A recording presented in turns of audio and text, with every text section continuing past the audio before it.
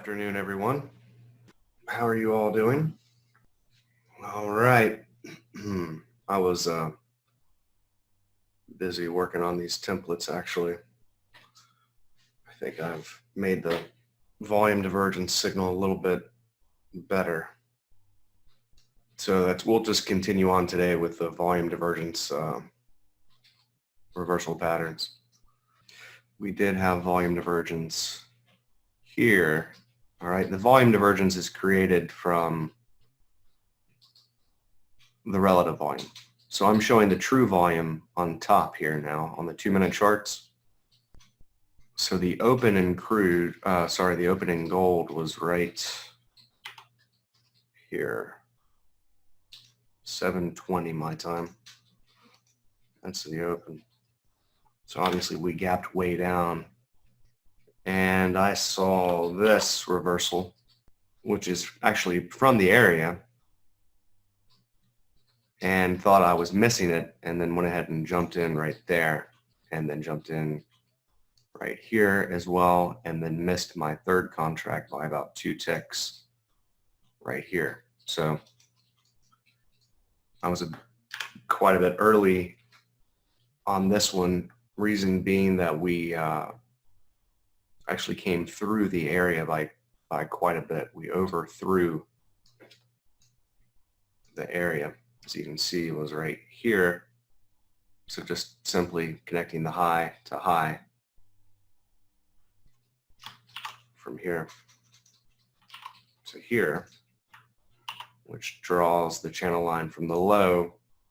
We overthrew that by about 30 ticks, it looks like. But it is a rather large chart that we're trading. We're trading the 240-minute here, really, technically the daily. Let's just say we're trading the area from the 240-minute chart. So we really, in this case, you would prefer to see divergence on the 5-minute if you're trading the 240-minute chart. But the thing is, and I've said this a dozen times, it's in the rules and guidelines for those of you that own everyone here should own at least the indicators package. On a typical ABC, the reversal from that C wave will tend to be a V top or a V bottom. In this case, it's a bottom because it's an ABC correcting down. You will tend to get a kind of a V bottom where you come straight down and then straight back up. All right, the only thing that worries me here is the next pullback. You know, how far down is it going to come? Is it going to come all the way back and take my stop out and then go, or will it just continue up? The last ABC that we had in crude was right here, it looks like, and it didn't really look back for a few bars, and then the retracement was pretty shallow. So this would be a typical V bottom. Well, not exactly, because you do have a kind of a slowdown right here, right? But that would just be the 4th wave of the C wave. So you have 1, 2, 3, 4, 5, if you will.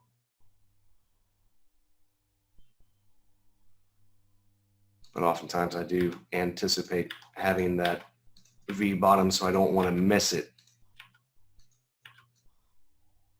A good rule that I had been using, which I think I'll make a permanent rule, is if I'm trading the 240-minute chart, I want to wait for divergence on the 5-minute. And had I have done that, well, the 5 or the 3. In this case, we don't have the 3 anymore, so we'll just say the 2. If I would have done that, then we would have waited for at least this bar to start getting into this trade.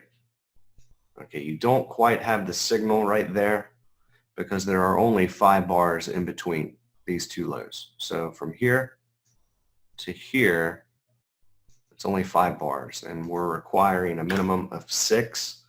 I may just go ahead and change that to 5. There's no real special reason other than, you do want a little bit of distance between these two swings when you're measuring divergence, obviously. But had I have waited for the divergence to actually show up on the RSI, we would have waited until right here, and this is where Chris actually got in.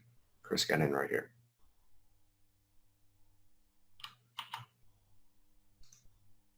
And then got out a little preemptively. Or no, I think he got in right here, actually. I'm not sure, but anyway, he re-entered there and then got this little bit of a move, and I held it because I'm expecting, I had quite a bit of risk on this trade initially. So I'm expecting a move back above the B high, and I will be holding for that move. Either I get stopped out or we make it 352 ticks up, and that's it. I'll trail my stop up if we get a decent correction, but that's going to be the hardest part. When you're trading these larger charts, you're going to have to hold through some very uncomfortable retracements. And if you're going to make those awesome returns, if you're going to be able to make 100% a month or even 20 or 30% a month, you're going to have to be able to hold for some of those big moves. And this is going to be one that you have to hold. So to let this kind of an entry get you out before the close, I think is just a terrible waste of such an entry, because this is about as pretty as we've seen in a while. And we actually had another setup in copper today. We'll go over that one too. It's just unfortunately my data for copper does not update in real time. I don't know why. I have live data for copper. They just are not sending me the data. I don't know why. So Kim is saying something here. I'm going to send him or her check email in a second. Him. I'm sending him an email right now with videos. Okay. Lots of videos. So yeah, we'll go over those other setups as well. But this is really just a very good picture of what you're looking for. Let's get rid of this so it's not too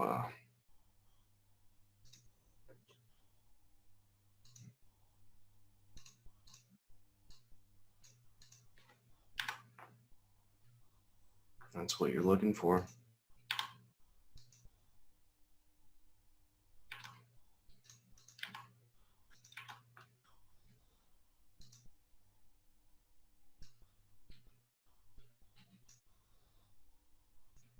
I suppose we could come all the way back here, couldn't we?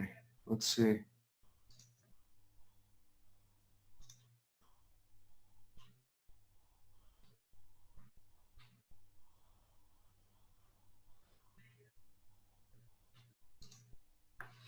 Yeah, technically. It's a little iffy. Let's get rid of that one.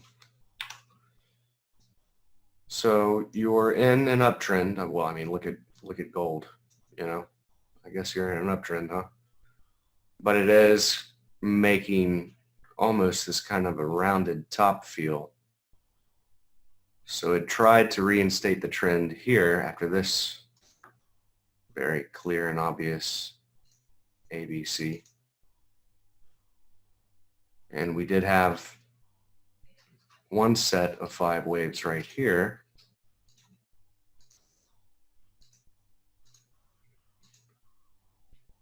And then, whatever this is, this giant move up, this is what we are correcting now. So if I run a profile from all the way back here, let's just see what this looks like.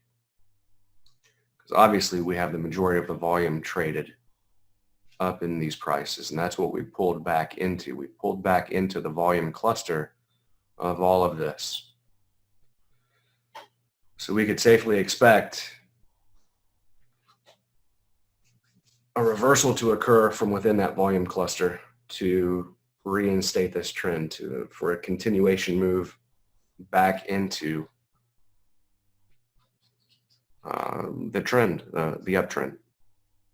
So we've made a good, very clear ABC back down correction. We have a nice trend line from low to low, and then a nice downtrend channel, which the corrections will typically always, well, I can't say always, but they will, the majority of the time, trace out within the actual trend channel itself. Occasionally they'll break through the trend channel and then go down to the lower median line.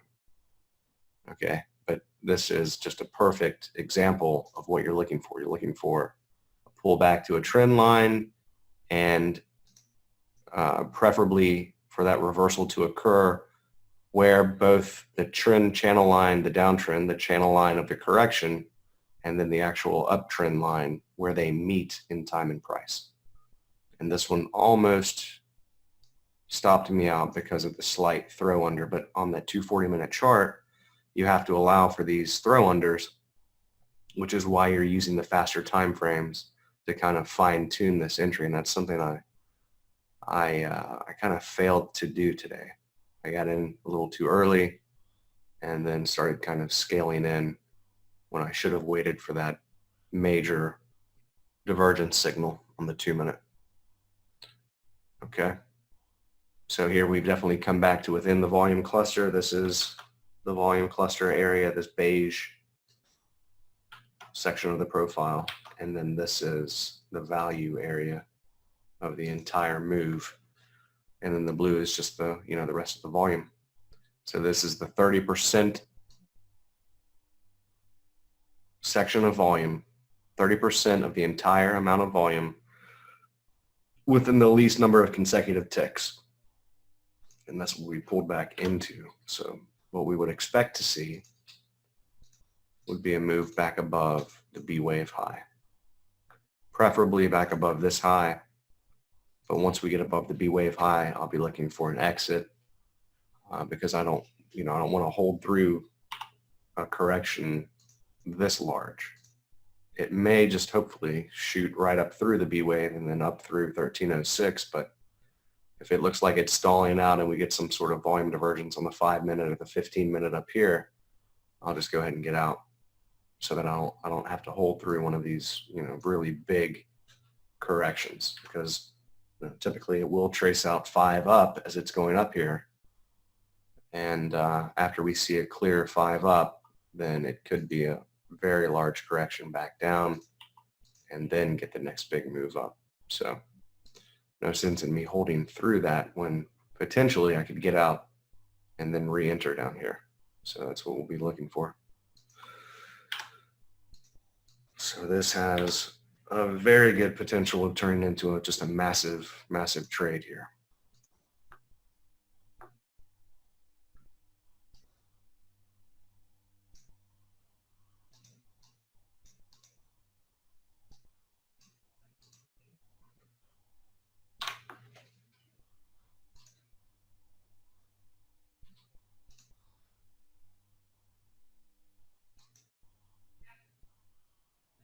Any questions on that?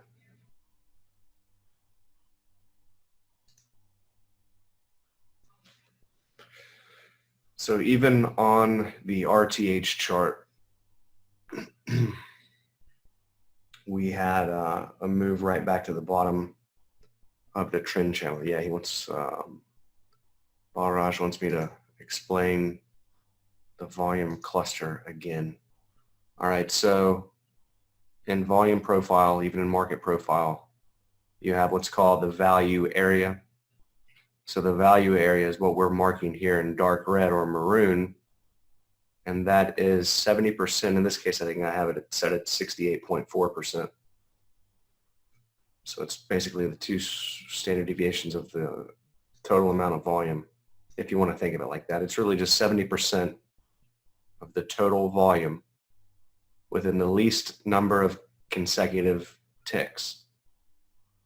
So it's 70% of the volume within the tightest range of price.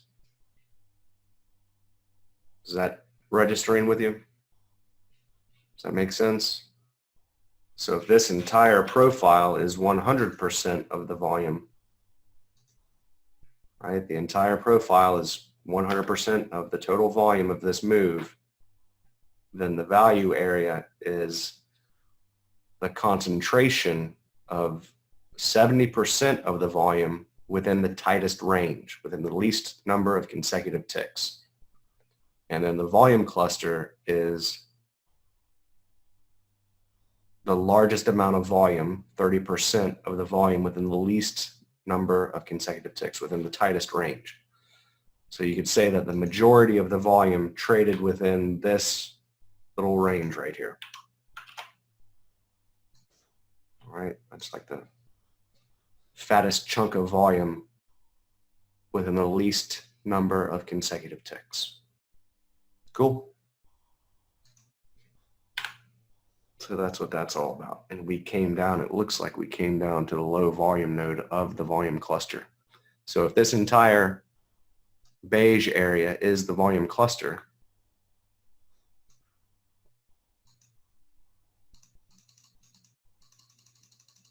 looks to me like we came down to the low volume node of the volume cluster. There's a slightly lower volume node right here, but this is really the low volume node here, I would say, because you have two kind of distributions here between it. This one's a little bit funny looking. So that's a pretty strong looking low volume node there. And that's what we came down to.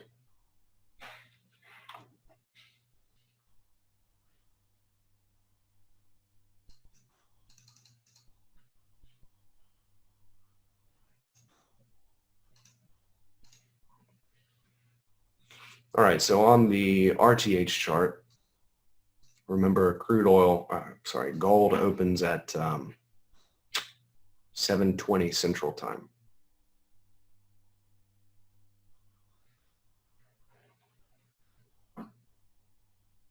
Yeah, Mark, we'll work our way down to the entry on the 2 minute. Type your questions, if you will, in the actual chat and address them to everyone. Your questions. And Clint, I'll make you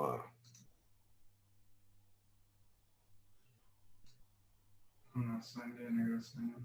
all right, never mind. It's all right. Go ahead. Nah, don't worry about it. Well, I can answer that. So Balraj is saying, so usually the reversals occur from the low volume nodes or from the point of control.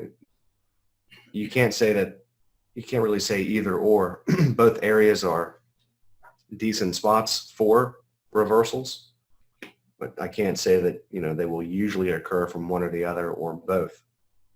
Reversals just kind of occur where they occur, typically at areas where market geometry, where you have multiple areas converging on the same time and price. And if you happen to have, a high volume area within the profile or a low volume node or even the point of control at that area, then that's just added confirmation for the trade. All right, you've messed me up here. You signed in with my account. You guys are still seeing my screen, right? I'm seeing your screen. Huh. Okay. Yeah, so my profile, the way that I'm using the volume profile and the VWAP and all that is just as a confirmation tool. It's not really what I'm basing my entries on.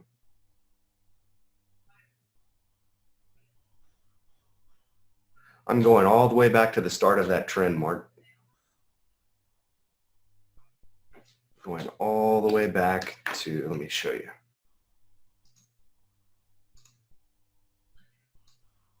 And I think on the two 40-minute charts, I'm just going to go ahead and get rid of the volume and the divergence indicators because I don't really need them on there. The volume that I'm using, the signals that I'm using are from the faster charts. So I'm really only using the 240-minute for market geometry and potentially volume profile.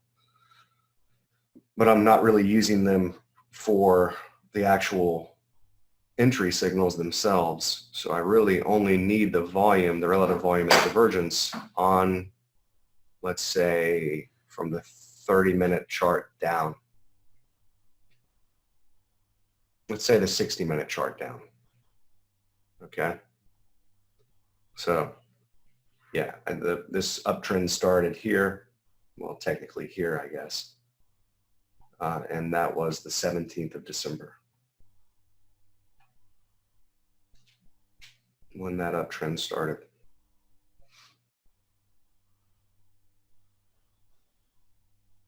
And this is what messed me up, is this move down here, this down bar. This is right when I quit looking at gold, was right on that day right there. I said, oh, it's going to keep on going. And I stopped watching it. That's where we should have all been long gold, right there. If not there, then definitely here or here. And those are all beautiful spots in the geometry. At any rate, this is the RTH chart, RTH, regular trading hours. So this would be, I don't know if there is such a thing as the gold pit anymore, but these would be the hours of the pit. 7:20 to 2 p.m. 7:20 to 12:30. So it's a very short session and they start pretty early for gold. I don't know how they decide their hours, but they felt that 7:20 was a good open for gold and a couple of other contracts, mostly ags. And then they closed it at 12:30. So a lot of people will use volume profile using just the RTH session, or at least do both. If you're going to do the ETH, then also do the volume profile with the RTH, and likewise with market geometry as well. So I've disconnected from the high here to the high here, and you can see we came through that channel. So we had a nice throw under, which is, I don't want to say it's typical, but it does happen quite a bit. I have no idea as far as, what percentage of the time you would have a throw under, throw over, rather than reversing right when you touch it. But in this case, we kind of opened up right at the area. The only reason I shorted it so quickly is you can go back and you can see a lot of the gaps. And when you gap into an area, oftentimes you'll just reverse immediately, like gap down and then go straight up for the rest of the day, or gap up and then go straight down for the rest of the day, like you did here. You gapped up into this high, and the opening tick was the high of the day, and then you came down, and that was the actual major high there from, what day was that? May 2nd. And then we made this nice ABC correction down into this low. Now this orchid colored horizontal line, that is the average weekly range. So from here to here, that's the average size of a weekly bar.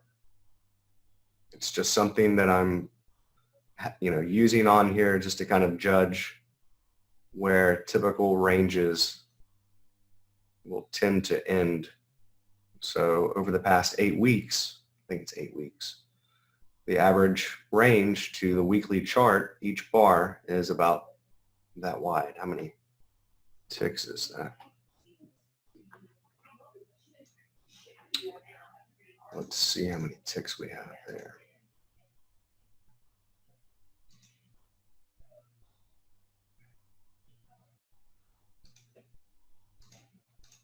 This ruler needs to be beefed up big time.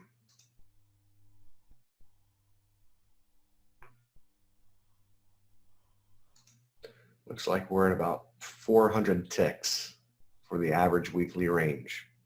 All right, so we gapped into that area, which is just kind of added confirmation, or, you know, I'm just using that as a typical kind of an area. It's not a precise area, it's just a range.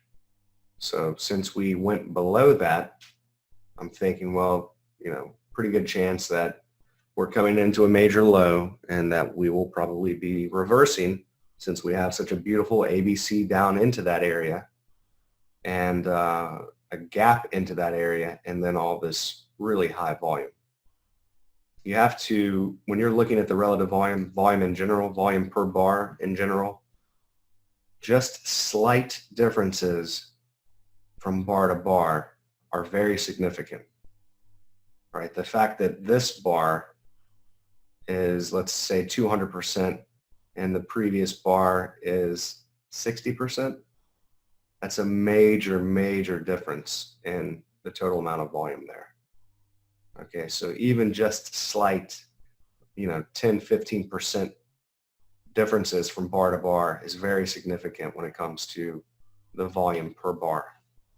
And something as drastic a change as, you know, 60 to 200, that's very significant. So we know that there's demand coming in here. Obviously, it's also an extreme churn bar. It's a climax bar because it's such a wide-ranging high volume bar. But because there is such an enormous amount of volume within this bar, it's also a churn bar. And it's not just a churn bar, it's an extreme churn bar in the relative density. The relative density, again, is looking at volume per range.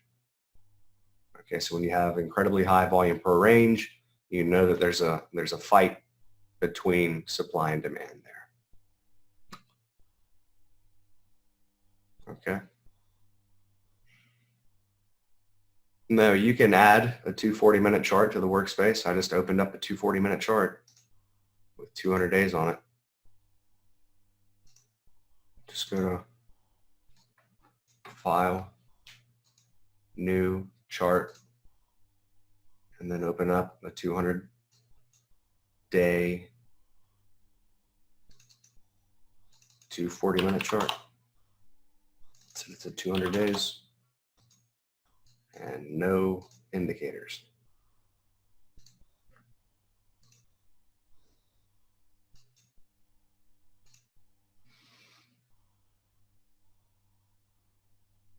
All right, so we gapped into that average weekly range low using the gapless RSI. To eliminate this gap, we're making a double divergence here. So if we eliminated this gap and we brought price from here up to the previous area, we would have another nice divergence there as we came into this low. Okay, it would really be more like a double bottom right here. So we had divergence here, which would be the first one, and then we had divergence here, and that's a double divergence, right? That's something I'm going to program in the next version of the Divergences Pro. So it'll be a separate data series for, and a separate color for the trend line when you have two in a row. Two consecutive higher lows in the indicator and two consecutive lower lows in price. So that'll be a special signal. All right, so a ton of volume coming in here. I got in too early, which was unfortunate, but had you have waited,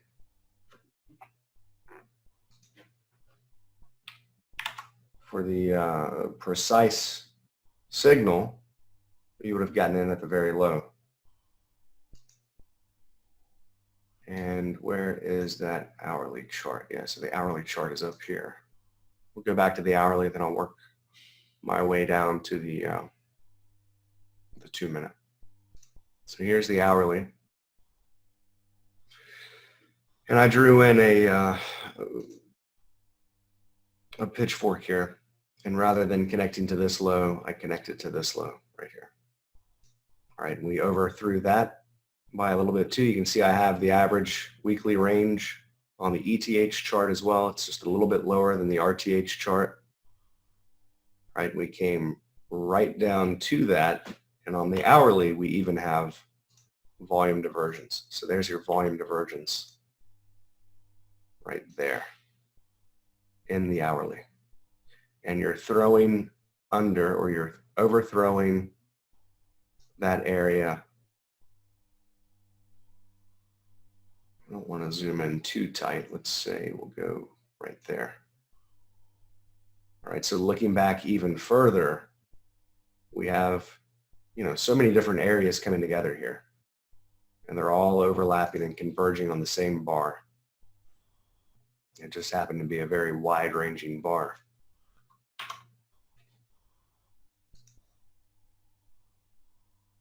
And you can see RSI is incredibly oversold, probably the most oversold it's been, well, since right here anyway. So very, very oversold on the RSI hourly chart.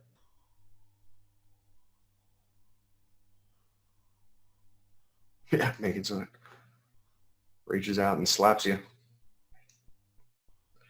All right. So obviously volume divergence on the hourly. It's a climax, selling climax into that low. It's also a churn bar in the density.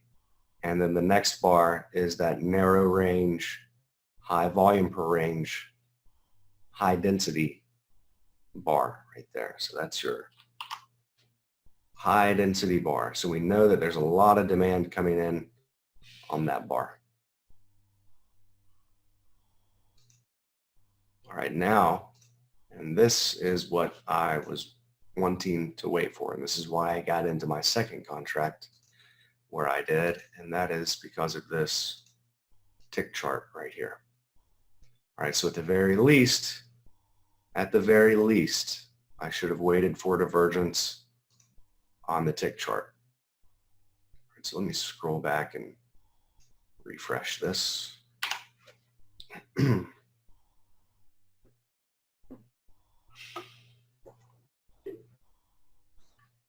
So all I did was connect from low to low. Let me just use a standard trend channel. So I connected from low to low. All right, that gave us resistance all the way down. And then we came down here. Where did I get in at? Yeah, right here, and then right there when we reversed back up right here. And that was the really high volume per second signal. And that's where I got in at the close of that bar. All right, so let me take that off. All right, so we came down. We didn't quite touch it. We were about 2 ticks away right here. And this is where I started looking at gold. It was actually just happened to be on that bar right there. And then we drew all this in. It shot up. I thought I was missing it. And then it started pulling back, and I went ahead and got in on the pullback.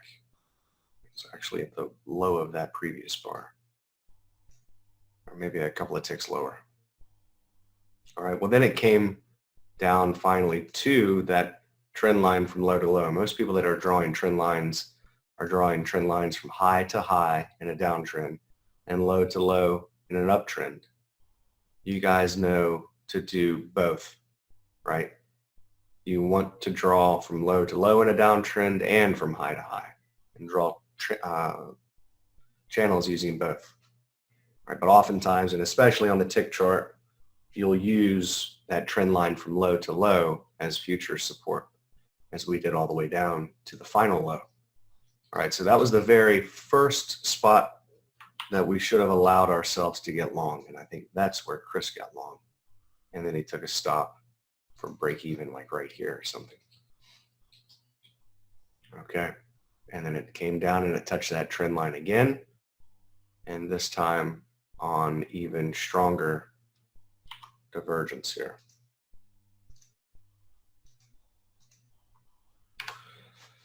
All right, but that was the first spot, and that's also volume divergence there, even between this one. So we did have volume divergence in the tick chart as well, and you had that very high volume per second. So you had a lot of market order selling into that low. If you guys remember, it popped this bar plotted in like a second. Well, it was like 4 or 5 seconds, but it was only down below this low for, you know, just a very short amount of time. So the second we took out that low, either, you know, guys trading breakouts were shorting, or the guys that went long here were getting stopped out, or both. And I don't know if it's algos that see that happen, or just guys with deep pockets sitting there waiting for it to happen. You want to trap those guys and then work it back the other direction. All right, and that's what happened here. But then somebody decided they wanted to sell and push it back down again, and then we have these 3 term bars back to back as it can't get back above this very high volume per tick bar right there.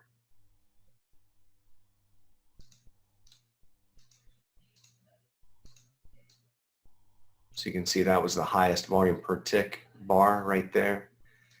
And if you'll make a note of this and use these incredibly high volume per tick bars, just kind of run a line from them, which is why I'm running these lines from the low of these bars and then from the high of these extreme spike bars. You'll find that you will come back and use those areas as support and resistance. I don't know if it's simply because there's so many contracts that changed hands there, or the same people that were selling there are trying to sell again here, or what, but I know that you will tend to use those areas as future supply and demand areas. All right, but then we came down 5 little waves down into this final low, and then finally found some support as that last down bar had very low volume per tick. So just a total lack of supply as we took out this low. And you would expect that when we take out a low, that you would see a flood of volume come in. But no, that's not what happened here, because the selling is drying up. And then we immediately reverse right back up to take out that bar's high. And then it took forever for this thing to finally get some legs and start working its way back up. So this is all just one big basing pattern here. This is all accumulation. On the hourly chart, it looks like a V bottom, but you know, we know that it takes some time to absorb all that selling and put on a big heavy duty long position and then change the trend from down back to up. It's not always a very fast process like it is on a 1 minute or a 5 minute chart. On an hourly or a 240 minute chart, it does take quite a bit of time to work itself out. So then on the 5 minute, we have the bar that I got in on, which was a huge down bar right here. Now your volume divergence template, the ones that I just finished yesterday and sent out last night, is going to look quite a bit different from this one. So I've made it a bit more precise, I think, in this 9th version. So anyway, I'm getting to the point to where when we code this directly for Ninja 8 and the volume divergence signals are built in, I have a pretty good set of rules to use for this particular kind of signal here. So what happened? anyway, so we get the climax bar here at the open. This is the open. This bar right here. All right, and then we get the first sign of strength, which is where I thought the actual reversal was occurring. Right there. But see, we still hadn't quite made it down to the midline of this larger channel from back here. It's really not that large of a channel. I mean, it's on the 5-minute chart, but from this high to this high here, and I'm using this high because had I have used, let's say, one of these extreme highs, then my trend line would be slicing through. You see, let me draw a standard trend line. So I think Timothy Morse refers to this as maximum excursion, which I think is a strange way of referring to it, but you got to call it something. So here, as we're coming down, yes, this is the high, but the farthest point to the right, you know, you want to keep updating this trend line as we're breaking through it, right? We finally don't break through it anymore on this bar, and then it starts coming down. So that's the bar I'm using to anchor my trend line, and that's what you want to do. All right, if you're drawing your trend line to here, and then you break through it there, you want to keep updating it, redraw it.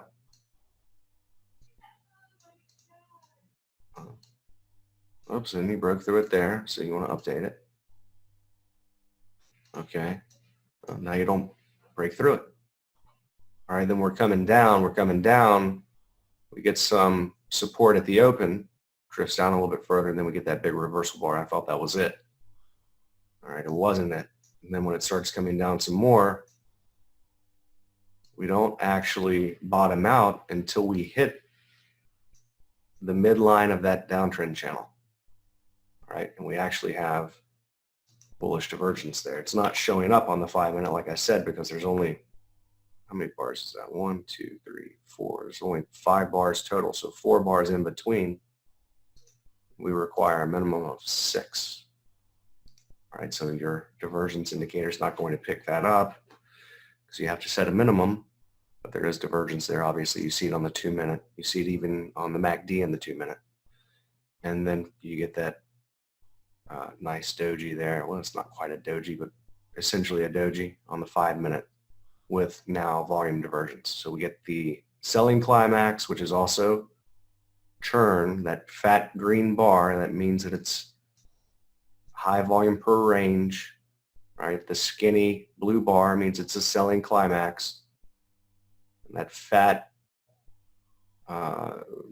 spring green bar, the wide one, is the density, meaning that it's very high volume per range. So it's both a very wide-ranging high volume bar, and then it's also a very high volume per range bar. All right, so it's both a climax and a churn bar. Then we get the little show of strength here afterwards, and then we come back down to test it. It immediately gets pushed back up, another sign of strength, and then it kind of drifts down into that final low on your volume divergence. So you have volume divergence way back here on the hourly, volume divergence here on the tick chart, the 5-minute, and then you come down to the 2-minute. I guess there's really not anything in particular. Well, yeah, I'll show you here. We'll go to the 2-minute first and then come back to this other tick chart. But here, you have a very nice volume divergence signal right there as well. All right, so let me come back and draw a couple of areas here on the 20-minute so we can actually pick up that signal in Bloodhound. Yeah, I'll come back to that. So obviously the open here, a lot of volume starting to come in. We drift down, already bullish divergence between these two. We get another sign of strength here, and then we start drifting down 5 waves into the, you can see it much more clearly on the 233 tick, and then finally bottom out right here. Very oversold in the VWAP, that blue cloud, that's the volume weighted average price. This is actually the volume weighted average price here, but this is the second standard deviation of that. So we're very oversold on the day. Obviously we've gapped way down, and we're drifting down into this low on waning momentum. So bullish divergence. This is what I should have waited for right here. And then you can see beforehand, before we actually make that final low, we already saw more demand coming in here, these churn bars. And then finally, once we hit the low, we immediately see a flood of volume come in and push it back up to close above the midpoint of the bar. All right, so we have that doji there on the 2-minute, and then it starts drifting up. And I managed to hold it. We're up, what, 70 ticks right now.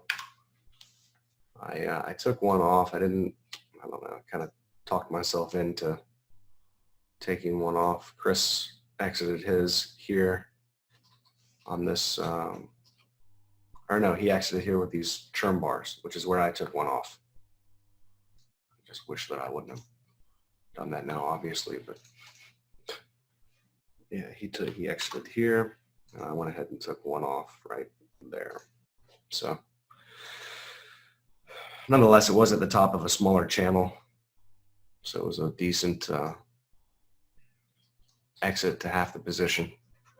And then now holding for a break of one of the major highs within the past 5 days. Okay, and then let's look at the 233 tick briefly, which was here. And you can see for that final low, you had that huge volume per second there. And your tiny little 5 into that low.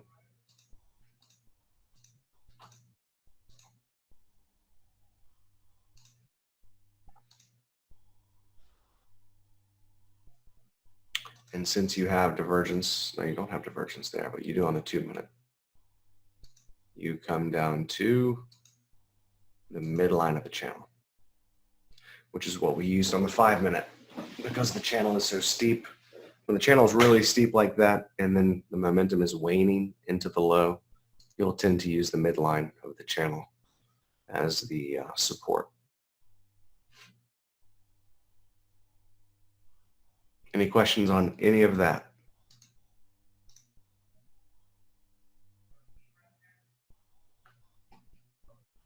That's pretty much the story of that volume divergence signal there.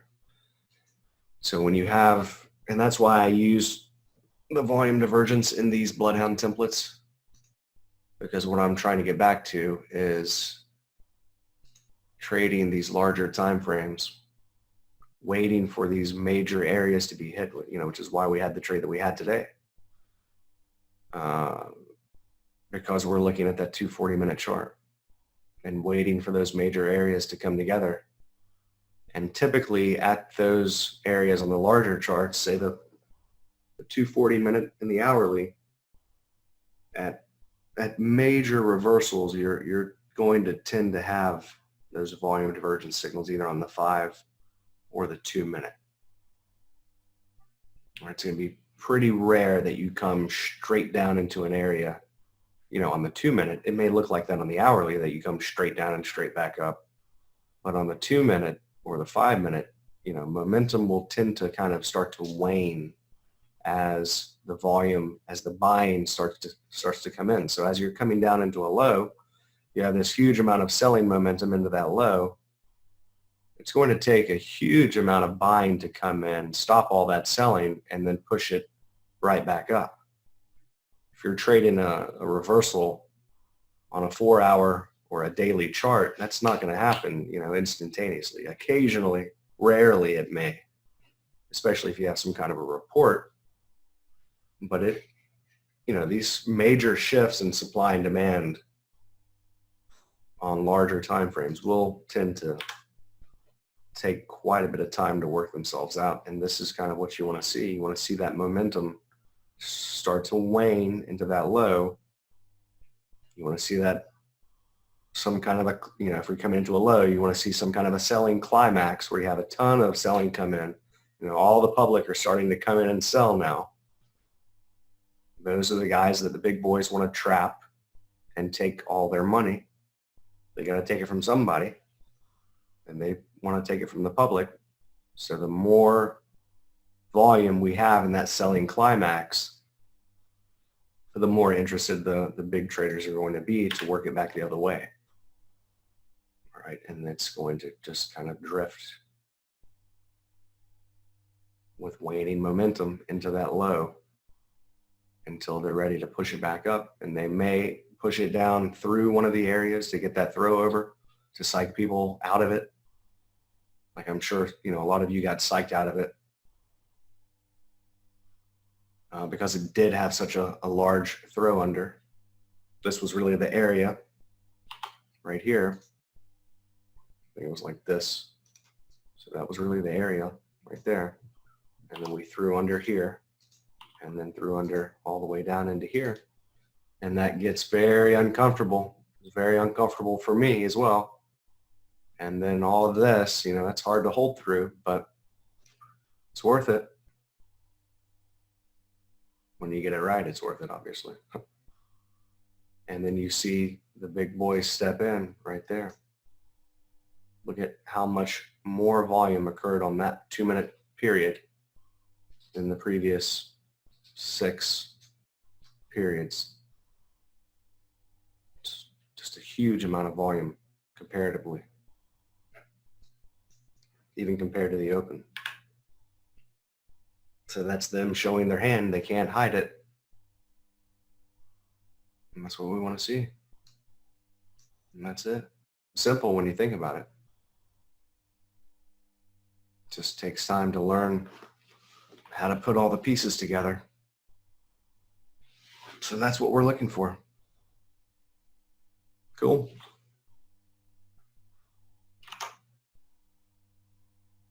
Now we had another setup in copper and the YM. And the YM is actually working itself out. I don't know if any of you actually took that or not, but let's start with the 240 because that's where all of the areas came together. So on the 240-minute chart. Again, the 240-minute chart. That's all we're going to be trading from now on, the 240 and the hourly. On all of these different markets. So again, just like on gold, another beautiful A, B, C into this low.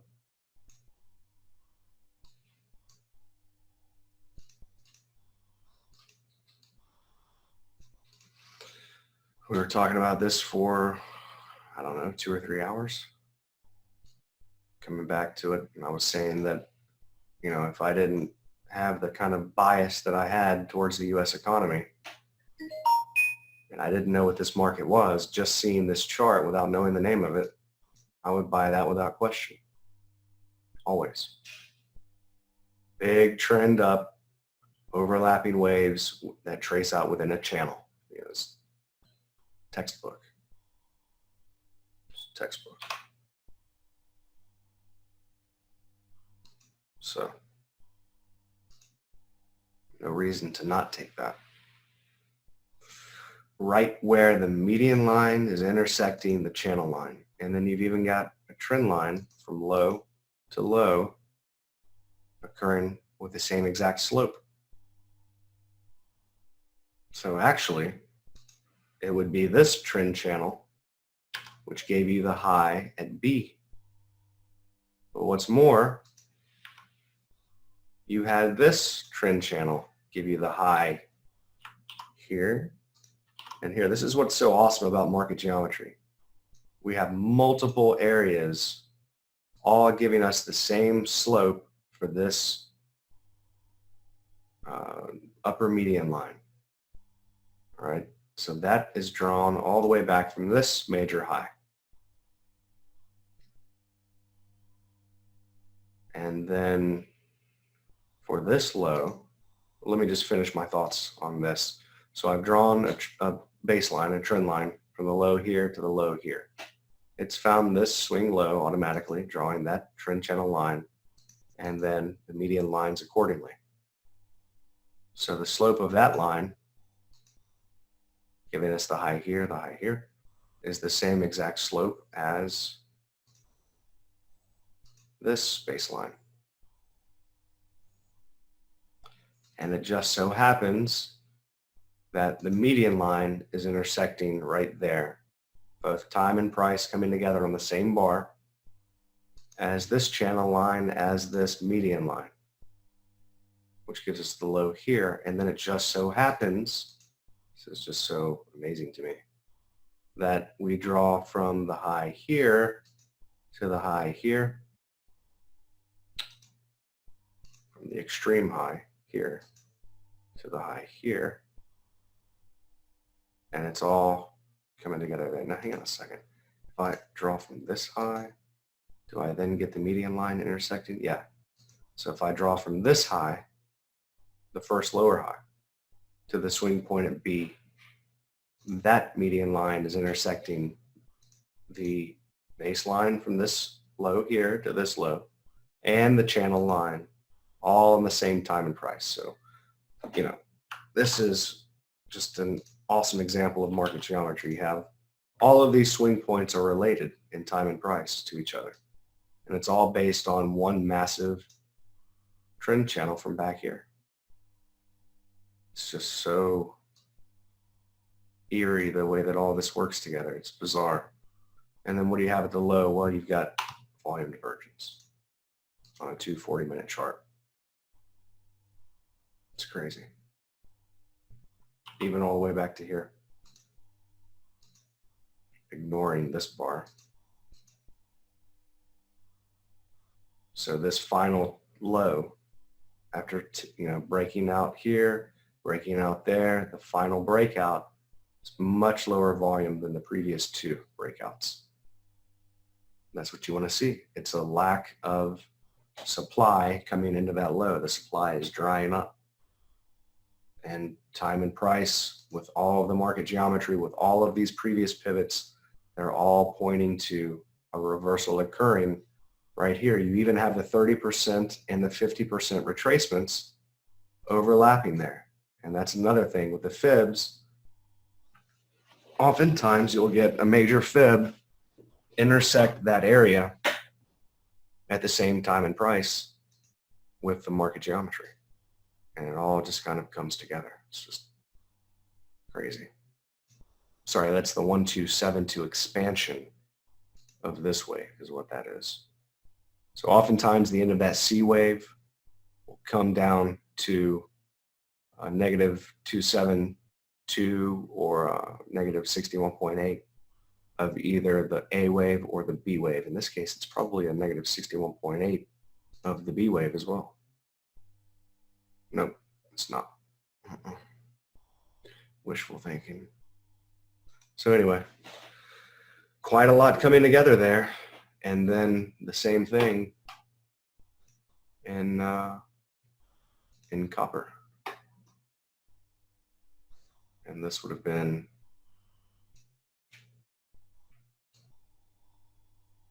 just a, super easy entry to take, as beautiful as it is. This is really a trade occurring on the daily chart. I'm going to do it, especially when I'm creating the automated trend channels, which will be a completely standalone thing. It's going to take some doing, but there's going to be a maximum and a minimum number of bars that a trend channel starting point can be. And in this case, we have 175 bars. So I would say, yeah, this trade is really occurring on a daily chart. because you're getting kind of stretched out here. There's such a large number of bars between these two highs that this correction is more of a correction on the daily chart. See, it almost looks like just a new downtrend on this chart, but really it is a correction of this previous set of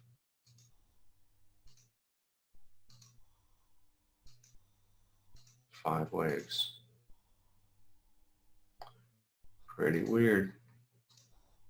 Fives and threes all the time.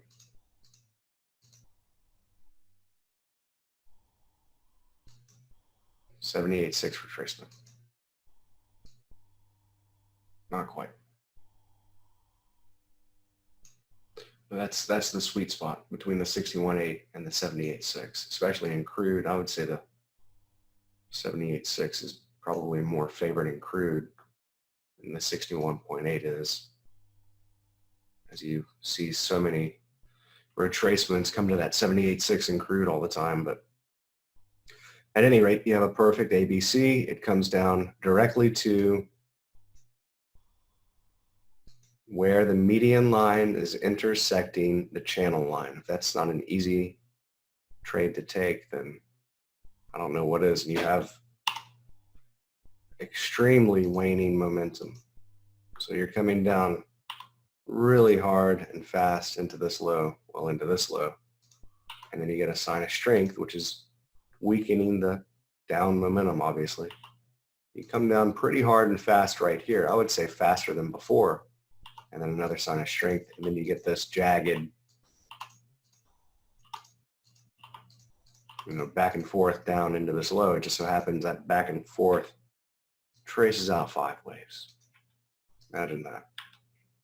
1, 2, 3, 4, 5.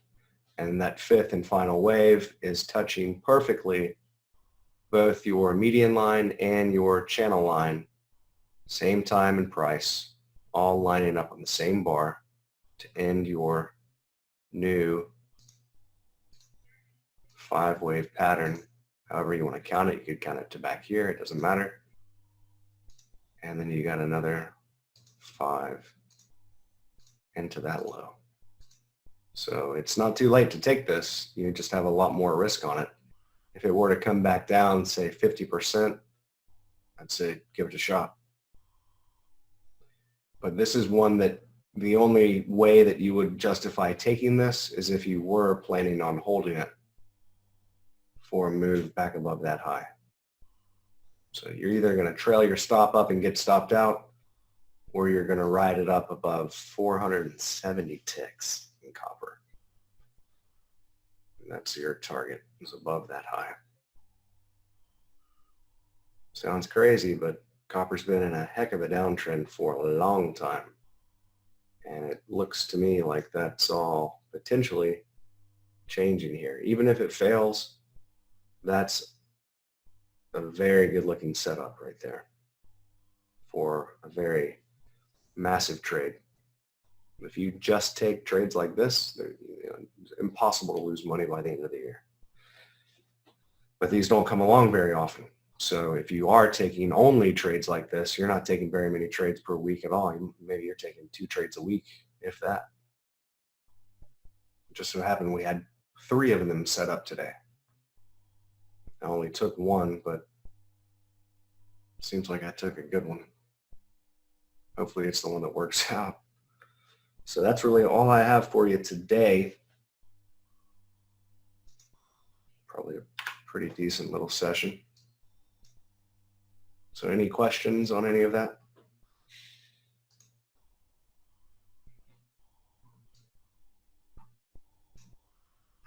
Have I lost you? Am I transmitting? Yeah, it looks like ES had the same thing happen there. Nice. Anybody take that? At a minimum, it should have been your exit on the short. Pretty beefy area there. Mike's getting it. Anybody else getting it? Ah, and look at what ZCS did. This is what we were waiting for in ZS. This is a much smaller trade. I would say, we'll call it a 60-minute trade on the hourly chart, but it's done exactly what we were looking for. So, you know, we can throw everything away and just use trend channel lines and trend lines. If you want to do that, we'll just run a trend line from here to here, and then a trend channel line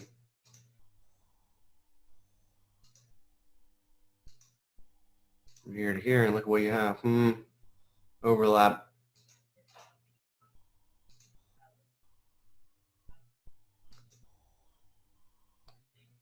Why are they buying it right there? Because it's perfect. What do you have here?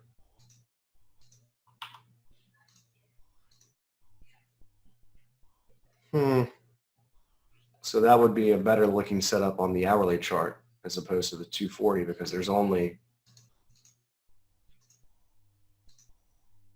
26 bars there.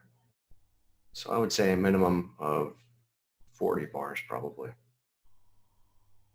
you would want between the two. 40 to 100, let's say 40 to 150. Beyond that,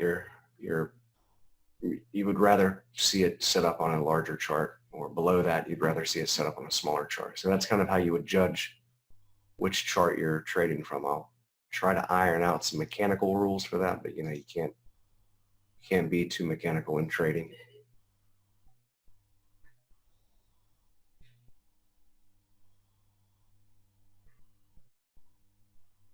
No, John, not necessarily. You don't have to be able to count perfect Elliott wave. The starting point to this would be identifying the major trend and then identifying the correction. It doesn't have to trace out a perfect Elliott wave, and you don't have to fully understand Elliott wave for any of this to work or make sense. You just have to have an established trend like we have here. We have a trend line, and then we have what seems to be an obvious correction, which we'll trace out within a trend channel. Corrections will tend to trace out within a trend channel. And they're all coming down to the trend line, where the trend line is intersecting the channel line. And then we get our volume signal. All right, so I'm going to shut it down for the day. And we'll... You get those other questions? Which other questions?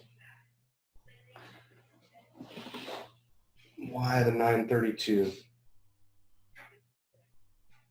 Yeah, more similar to the 5. It's just 4 times 233. So I want the 233 to be, I want the smaller tick chart to be about the same or smaller, essentially faster than the 2-minute, and I want the larger one to be 4 times larger than the fast tick chart. And that's it. Similar to the 5. The recording will be up in a few hours.